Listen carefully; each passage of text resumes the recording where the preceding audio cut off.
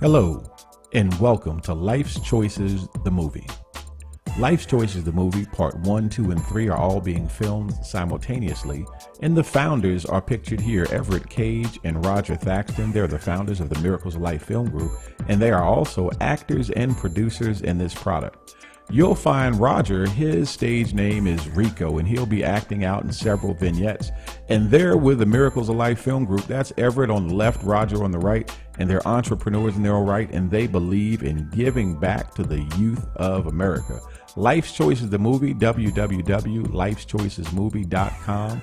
That's where you can find us, and there are interviews with celebrities, football players, politicians, CEOs, and people from all walks of life. Don't forget www.lifeschoicesmovie.com. The Miracles of Life Film Group will be featuring Jerald L. Hoover, author, documentarian, sports writer for the New York Knicks.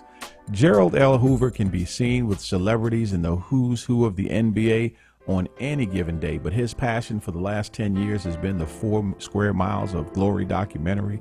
And you can see him pictured here with notables like Willis Reed, and that's his son, Jordan, in the background. And there is Steve Francis, and my God, John Starks, Herb Williams. It doesn't stop. Rodney McCray, Mount Vernon's own product. Phil Ford, he's a household name in the NBA.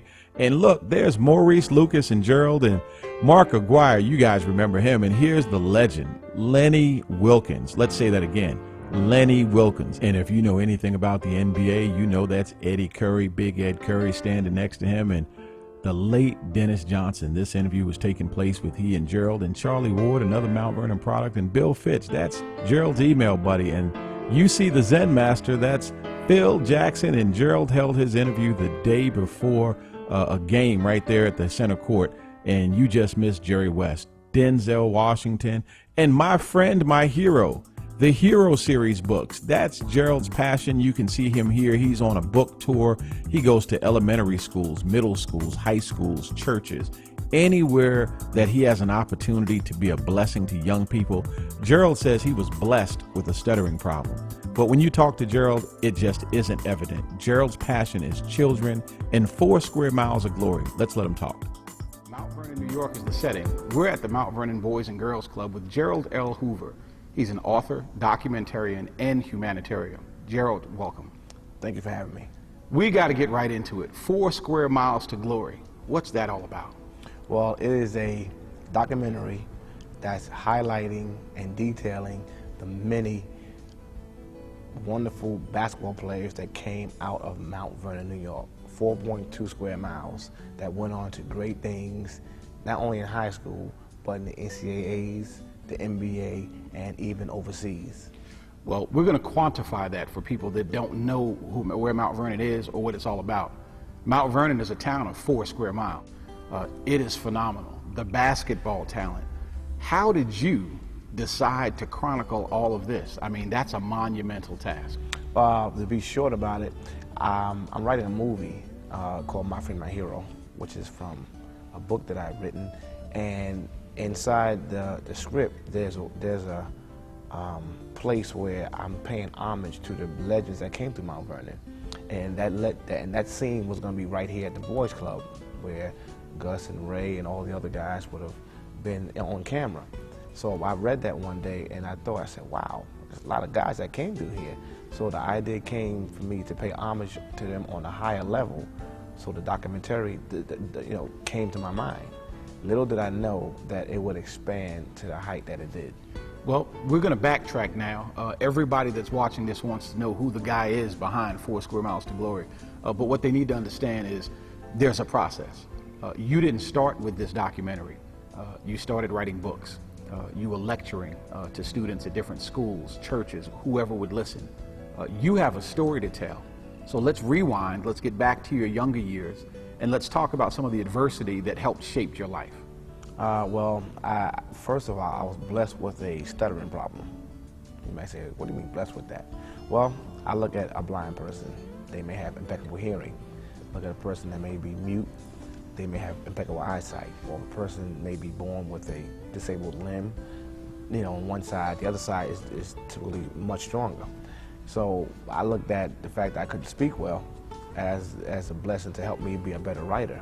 And with that, because unfortunately I come from an alcoholic family, my dad unfortunately was an alcoholic and a drug addict, and his parents were alcoholics, and he had two sisters that were the same way. And unfortunately, all of them lost their lives. But I had to witness a lot of that. And of course, me being young, single-parent household, I looked at myself as a person that have to go through challenges and have to make choices. My choice was always to try to do the right thing. And with that, I knew I had to have substance behind that. So one day I wrote a speech. And of course, like I told you a second ago, I had a major stuttering problem. So the speech was written, but I knew that I didn't have enough confidence to recite that speech. And I was 17 years old at the time, so that was about 27 years ago.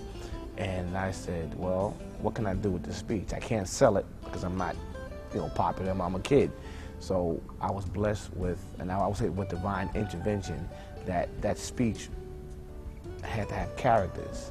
So with that, I came up with that story to say, well, I'll call it My Friend, My Hero, which would be an account of two young men growing up in the projects here in Mount Vernon.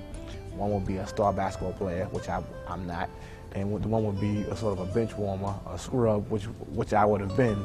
And I sort of lived vicariously through both characters. And the story, is woven with friendship, choices, ups and downs, and stuff that people will go through every day. Well, I'll tell you, the movie that we're making is called Life Choices. And what we're trying to do is help young people make better life choices. It sounds as if the blueprint is sitting right in front of us. You're facing adversity. There are struggles going on within your household, and you had to make a choice. Talk to us about that process, some of the things you were feeling and how you were able to make a positive choice opposed to going out and doing drugs like your family may have been doing, or doing something negative, lying, stealing, cheating, whatever it may have been. How did you channel that into positive energy? Well, I'm also blessed to be a musician. This is why I have this little ring on my lip here. I play trombone in my church, and I'm around other young men, my age, some older, some even younger. So that was my quote-unquote gang, if you would. So I had a chance to go hang out with my friends in church on Friday nights, as opposed to being in the street, or on Saturday afternoons, and sometimes we would even travel from different places, across the country. So that gave me that outlet that I needed. Plus the music was edifying to myself as well as to the people from the church. So that gave me an outlet to get rid of any aggression that I may have had. And then I also saw the end result of going the wrong way. It just wasn't a good, it outweighed, the good outweighed the bad on that. And so I said, well, I need something to kind of hold me, and again, to give back. Because I looked at myself as a person that made it, past a certain point, but now give back a blueprint, or show footsteps as opposed to, covering up the sand. Now, I'm sure that, probably everyone in your family wrote books prior to you writing a book, so it was easy for you to figure out how to do it, right? No. How did that process work? It's so funny. I'm going to tell you a quick story. I wrote the first draft, this is a God's honest truth, without reading a book in my life. I was 17 years old, and I was in 12th grade, and I wrote it on paper. I wrote it out on notebook pad, and I wrote from the beginning to the end without reading a book. And you would say, wait a minute, you never read a book? So the only books that you read were the school books that you had to read for class, but there were no outside readings for you. Right, and that was even tenuous because for instance, I was the type of person, because I had a gift to write. The teacher said, do a book report. I had the ability to read the beginning flap and the ending flap and maybe a couple of pages in between, and I'll come up with the storyline and write it, use good words in it, and also get a B or A or what have you. But I cheated throughout my entire year of school. Now, when it came down to me writing my own book, in my mind, I was going to brag. This is how crazy teenagers can be. I said to myself, wow, when I write this book, I'm going to brag to anyone who will listen that I wrote a good book without reading one. Lo and behold, an older cousin read my draft, and he can tell that I wasn't a reader. And he tore me to shreds. I mean.